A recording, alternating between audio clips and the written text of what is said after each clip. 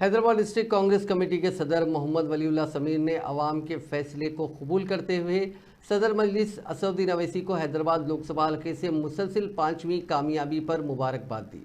मंगल को गांधी भवन में मीडिया के नुमाइंदों के साथ बात करते हुए उन्होंने असदुद्दीन अवैसी को मुबारकबाद दी और हैदराबाद के रुकन पार्लियामेंट के तौर पर उनकी 5वीं मियाद पर नेक ख्वाहिशात का इजहार किया। उन्होंने हैदराबाद के लोगों का शुक्रिया अदा किया जिन्होंने उन्हें वोट दिया और दीगर वोटर्स का भी उन्होंने शुक्रिया अदा किया जिन्होंने इंतखाबात में हिस्सा लिया और अपने हक़ राय दही का इस्तेमाल किया। वलीउल्लाह समीर ने हैदराबाद हल्के के लोगों की जानिब से मिलने वाले ज़बरदस्त रद्द अमल, मोहब्बत और एहतराम पर इजहार तशक्कुर किया।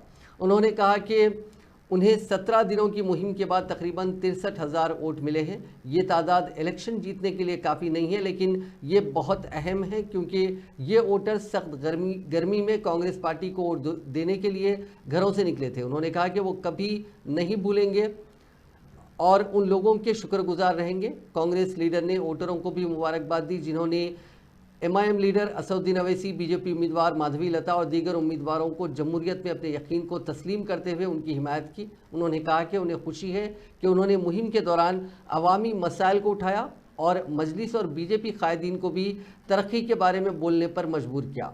अगरचे कि उन्होंने कहा कि उन्हें उम्मीद थी कि लोग MIM और BJP की फ़िरक़ावाराना सियासत को मुस्तरद कर देंगे, लेकिन नतीजा तवक्को के मुताबिक नहीं रहा। ताहम फ़िरक़ावाराना सियासत से मुतासरा हल्के में 60,000 से ज़्यादा वोट एक अच्छी शुरुआत है।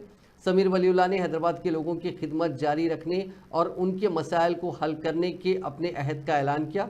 उन्होंने हैदराबाद के तमाम बाशिंदों पर जोर दिया कि जब भी उन्हें अवामी मसाइल के हल में मदद की ज़रूरत हो तो उनसे रब्ता करें। उन्होंने कहा कि हुक्मरान कांग्रेस पार्टी के नुमाइंदे के तौर पर वो अवाम की खिदमत करने की पूरी कोशिश करेंगे।